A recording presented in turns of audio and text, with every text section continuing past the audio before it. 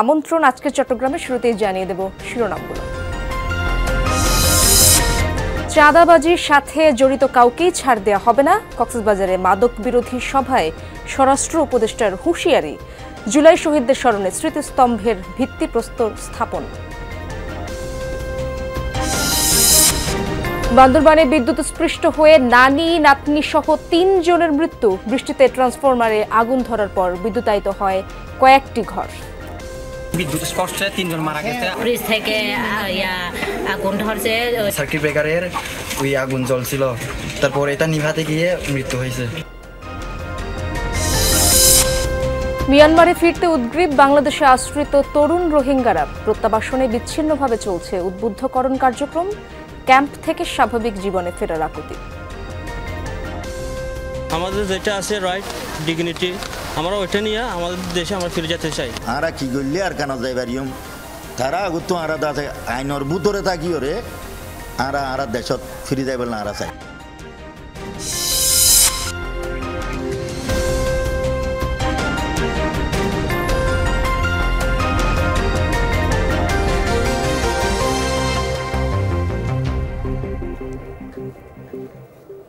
দর্শক, শিরোনামগুলো দেখছিলেন। পুরো সময় জুড়ে আপনাদের সাথে থাকবো আমি ইশরাত জাহান। এবার বিস্তারিত খবর। মব ভায়োলেন্স কোনো অবস্থাতেই গ্রহণযোগ্য নয়। কেউ যদি মব করতে চায় তাকে যেন জনগণ আইন প্রয়োগকারী সংস্থার কাছে হস্তান্তর করে, এমন আহ্বান জানান স্বরাষ্ট্র উপদেষ্টা অবসরপ্রাপ্ত লেফটেন্যান্ট জেনারেল জাহাঙ্গীর আলম চৌধুরী। দুপুরে কক্সবাজার বিয়াম ফাউন্ডেশন আঞ্চলিক কেন্দ্রে রোহিঙ্গা ক্যাম্প সহ জেলায় মাদকদ্রব্য নিয়ন্ত্রণ বিষয়ক সভায় একথা বলেন তিনি। উপদেষ্টা আরও বলেন, চাঁদাবাজি বন্ধে সরকার কঠোর অবস্থান নিয়েছে। চাঁদাবাজির সাথে জড়িত কাউকে ছাড় দেওয়া হবে না। মাদক সমাজের বিভিন্ন জায়গায় ছড়িয়ে পড়েছে, তাই মাদক নিয়ন্ত্রণে সমাজের সর্বস্তরের মানুষকে এগিয়ে আসার আহ্বান জানান উপদেষ্টা। সভা শেষে রোহিঙ্গা ক্যাম্প ও ঘুমধুম বিওপি পরিদর্শনে যাবেন উপদেষ্টা।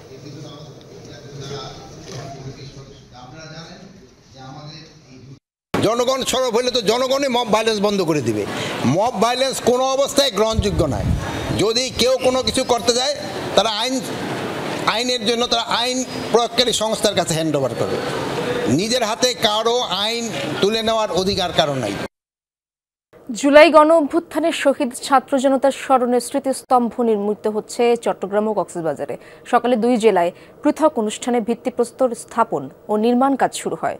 দেরিতে হলেও এমন উদ্যোগ নেয়ায় খুশি শিক্ষার্থী ও শহীদ পরিবারের সদস্যরা। বৈষম্যহীন বাংলাদেশ গড়তে গত বছরের জুলাই আগস্টে গণ অভ্যুত্থানে চট্টগ্রামে প্রাণ দিয়েছে ওয়াসিম, শান্ত, ফারুক, হৃদয়চন্দ্র তরুয়া সহ অনেকে। তাদের স্মরণে বিভিন্ন সড়ক, ফ্লাইওভার, পার্ক ও স্থাপনার নামকরণ হলেও ছিল না কোনো স্মৃতিস্তম্ভ। 1 বছর পর এবার তাদের স্মরণে নির্মিত হচ্ছে জুলাই শহীদ স্মৃতিস্তম্ভ।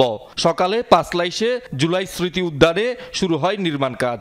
এটি 18 ফুট লম্বা এবং 6 ফুট প্রস্থের। আগামী 5 আগস্টের মধ্যে কাজ শেষ হওয়ার কথা। আত্মত্যাগের যে আমরা নতুন বাংলাদেশ পেলাম, নতুন বাংলাদেশের যে স্বপ্ন, এটি বাস্তবায়নের জন্য এটা একটা স্মৃতি হিসেবে আমরা ধরে রাখবো। এবং জাতির যে প্রত্যাশা, এটা সুন্দর বাংলাদেশ, দুর্নীতিমুক্ত বাংলাদেশ, যে জন্য তারা প্রাণ দিয়েছে, আমরা সেটার জন্য সচেষ্ট থাকবো। এইটা সেই উদ্দেশ্যেই আসলে করা। জুলাই যে বর্ষপূর্তি হতে চলেছে, জুলাইয়ের স্মৃতি, জুলাই চেতনাকে ধারণ করবার জন্য কিন্তু এখানে জুলাই স্মৃতিস্তম্ভ উদ্বোধনের ভিত্তিপ্রস্তর আমরা উদ্বোধন করলাম। আগামী 5 তারিখে এটা একযোগে সারা বাংলাদেশে উদ্বোধন করা হবে। এ সময় ছাত্র সংগঠক, শহীদ পরিবারের সদস্য এবং পেশাজীবীরাও উপস্থিত ছিলেন। জুলাই আগস্টে হত্যাকাণ্ডের দ্রুত বিচার দাবি করেন তারা। কিছুদিন আগে ট্রাইব্যুনাল থেকে লোক আসছিল, আমাদের সাক্ষী নিয়েছে। ওনারা বলছিল যে দ্রুত বিচার হবে, কিন্তু এরপর তো ওই সাক্ষী নিয়ে গেছে এই পর্যন্ত, এরপর আর কিছুই তো দেখতেছি না।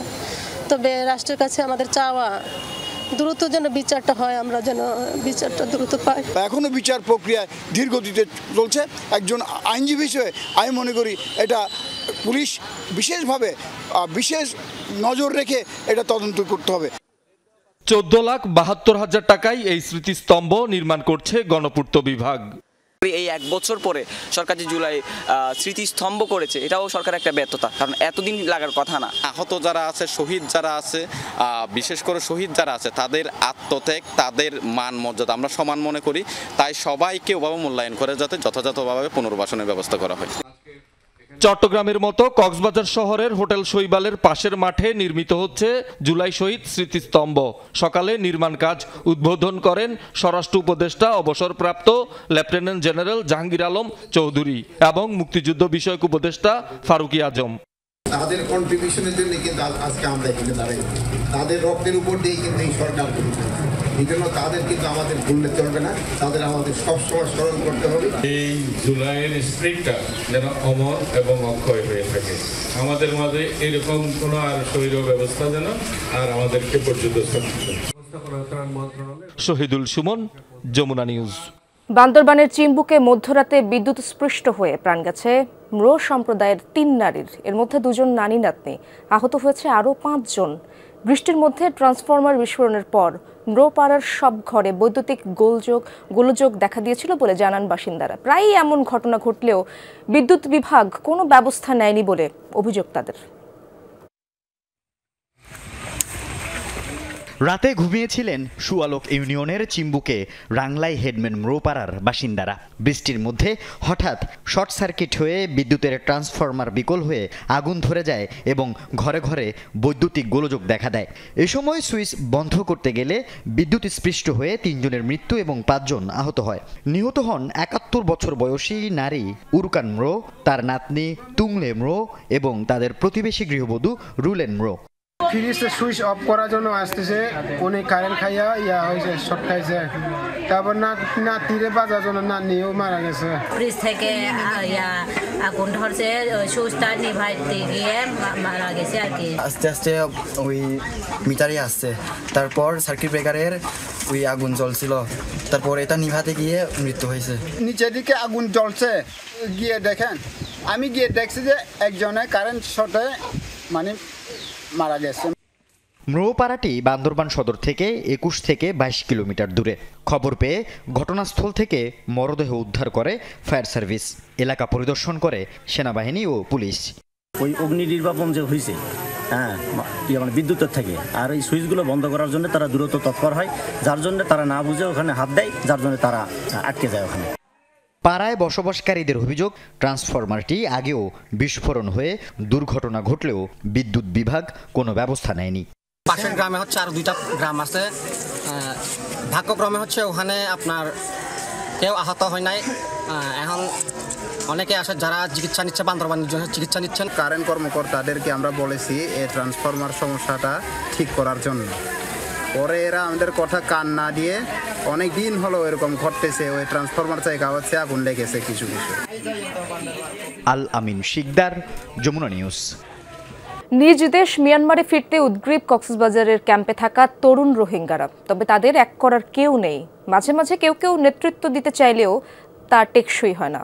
এই অবস্থায় সংগঠিত হয়ে অন্যদের প্রত্যাবাসনে উদ্বুদ্ধ করতে কাজ করছে 2-1টি সংগঠন। পাশাপাশি পড়াশোনা জানা তরুণদেরও স্বপ্ন, ক্যাম্প জীবন শেষ হবে, স্বাভাবিক হবে তাদের ভবিষ্যৎ পথ চলা। কক্সবাজার রোহিঙ্গা ক্যাম্প ঘুরে মাহফুজ মিশুর রিপোর্টে বিস্তারিত। সাথে ছিলেন এহসান আল কুতুবি ও মাহফুজ মিঠু। 2017 সালে নতুন মাত্রা পায় রোহিঙ্গা সংকট। সে সময় একসাথে প্রায় 1,10,000 রোহিঙ্গা ঢুকে পড়েছিল বাংলাদেশে। তারপর কত আলাপ, শুরুতেই মিয়ানমারের সাথে দ্বিপাক্ষিক আলোচনায় সমাধান খোঁজার চেষ্টা, সাথে যুক্ত হয় জাতিসংঘ। এমনকি বার্মিজদের উপর সাংঘাতিক প্রভাব থাকা চীনকে সাথে নিয়েও সমাধান অর্থাৎ রোহিঙ্গাদের নিজ দেশে ফেরত পাঠানোর উদ্যোগ নিয়েছিল সরকার। কোনো কাজই হয়নি। সবশেষ মার্চে জাতিসংঘ মহাসচিবও পরিদর্শন করে গেছেন রোহিঙ্গা ক্যাম্প, তবুও ফলাফল শূন্য। এমনকি কবে নাগাদ রোহিঙ্গারা ফিরতে পারেন তার উত্তরও অজানা। এত কিছুর পরও রাষ্ট্র পরিচয়হীন রোহিঙ্গারা অনেকেই বাঁচতে চান আত্মসম্মান আর মর্যাদা নিয়ে। বিশেষ করে নতুন প্রজন্মের পড়াশোনা জানা রোহিঙ্গারা বিশ্বাস করেন নিজ বাসভূমে ফিরবেনই তারা। আমাদের যেটা আছে রাইট, ডিগনিটি, আমরা ওইটা নিয়ে আমাদের দেশে আমরা ফিরে যেতে চাই। Each and everyone would like to go back. Before there is the one government. Right now there are 2 parties. So to whom we should approach? Interim গভর্নমেন্টের প্রতি আমাদের একটা ফুল কনফিডেন্স আছে। পজিটিভলি যদি আমাদের রোহিঙ্গাদের জন্য কাজ করে তাহলে আমাদের সলিউশনটা হবে বলে আমি আশা করি। এর আগে ক্যাম্পে থাকা রোহিঙ্গাদের দেশে ফিরতে উদ্বুদ্ধ করার কাজ শুরু করেছিলেন রোহিঙ্গা নেতা মুহিবুল্লাহ। 2021 সালে নির্মমভাবে হত্যা করা হয় তাকে। আশঙ্কা, প্রত্যাবাসন ইস্যুতে রোহিঙ্গাদের একতাবদ্ধ দেখতে চান না একটা পক্ষ। সম্প্রতি রোহিঙ্গাদের স্বার্থ রক্ষা ও মিয়ানমারে ফেরাতে উদ্বুদ্ধ করতে কাজ করার চেষ্টা করছে Rohingya committee for peace and repatriation. এ কাজে সব পক্ষের সহায়তা চান নেতারা।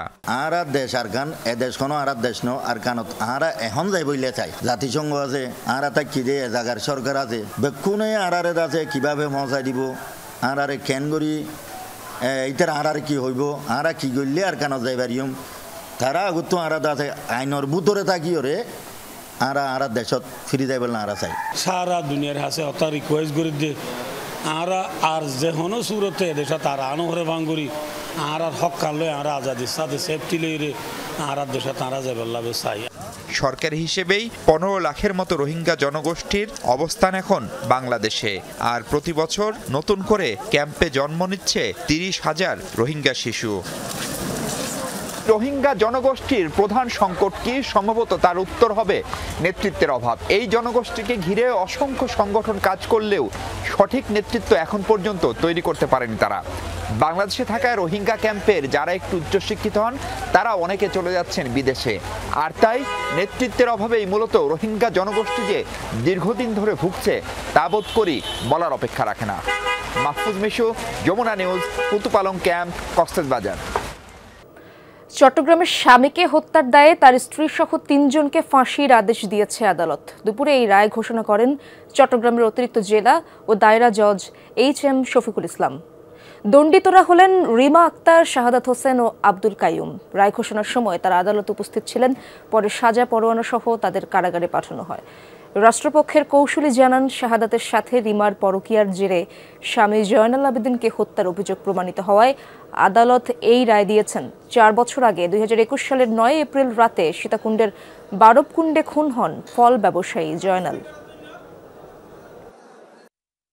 রিমা আক্তার, তার পরকীয়া প্রেমিক শাহাদাত হোসেন কাইয়ুম এবং এই শাহাদাত হোসেন কাইয়ুমের বন্ধু একজন শাহাদাত হোসেন, এই 3 জনে মিলে এই ঘটনা তারিখ এবং সময়ে এই মামলার ভিকটিম জয়নাল আবেদিন কালামিয়াকে নৃশংসভাবে হত্যা করেছিল।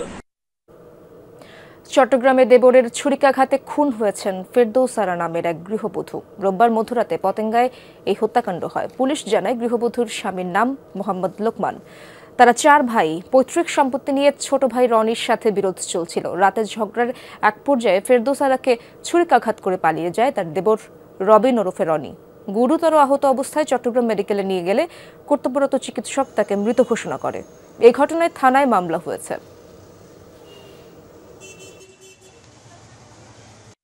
এখানে একটা ছুরি মারছে আর পিছনে 2টা, আর এখানে একটা 4টা। ও ঝগড়া মানে ও তাবলিক করে, ঝগড়াতে নাই, ওরা প্ল্যান করে ওদেরকে মারছে। নিজেদের মধ্যে বাকবিতণ্ড, পারিবারিক ঝামেলা এটা ছিলই প্রতিনিয়ত। প্রতিনিয়ত ছিল, হ্যাপি ছিল না কখনো। সবুজায়ন কার্যক্রমের অংশ হিসেবে চট্টগ্রামে বৃক্ষরোপণ কর্মসূচি শুরু করেছে বিভিন্ন সংগঠন। নগরীর হালিশহর জামিয়া বায়তুল করিম মাদ্রাসা কমপ্লেক্স প্রাঙ্গণে বৃক্ষরোপণ ও চারা বিতরণ করে ইসলামী যুব আন্দোলন মহানগর শাখা। জলবায়ু পরিবর্তনের প্রভাব মোকাবেলা এবং পরিবেশ সুরক্ষায় বেশি করে গাছ লাগানোর আহ্বান জানান আয়োজকরা। হাতিয়া জাহাজমারা উচ্চ বিদ্যালয়ের সুবর্ণ জয়ন্তী উপলক্ষে মতবিনিময় সভা অনুষ্ঠিত হয়েছে চট্টগ্রামে। নগরীর আগ্রাবাদে সিটি স্কুল মিলনায়তনে এই সভায় উদ্যোক্তারা বর্ণাঢ্য এই অনুষ্ঠানের পরিকল্পনা ও প্রস্তুতি সহ বিভিন্ন দিক উপস্থাপন করেন। উৎসব মুখর পরিবেশে উদযাপনের জন্য 15 সদস্য বিশিষ্ট আঞ্চলিক কমিটি গঠন করা হয়। সভায় উদযাপন কমিটির আহ্বায়ক এবং প্রাক্তন শিক্ষার্থী ও শিক্ষকরা উপস্থিত ছিলেন। শিক্ষার্থীদের অংশগ্রহণে উৎসব মুখর পরিবেশে চট্টগ্রামে আল হেকমাহ ইন্টারন্যাশনাল স্কুলে অনুষ্ঠিত হয়েছে বার্ষিক গ্র্যাজুয়েশন। এই উপলক্ষে চাঁদগাঁওয়ে স্কুল ক্যাম্পাসে ভিন্ন ধর্মীয় অনুষ্ঠানের আয়োজন করা হয়। বিভিন্ন বিভাগের শিক্ষার্থীরা ইসলামিক ডিসপ্লে প্রদর্শন করে। পরে সার্টিফিকেট প্রদান অনুষ্ঠানে বক্তারা আগামীর যোগ্য নাগরিক হিসেবে শিক্ষার্থীদের গড়ে তোলার আহ্বান জানান।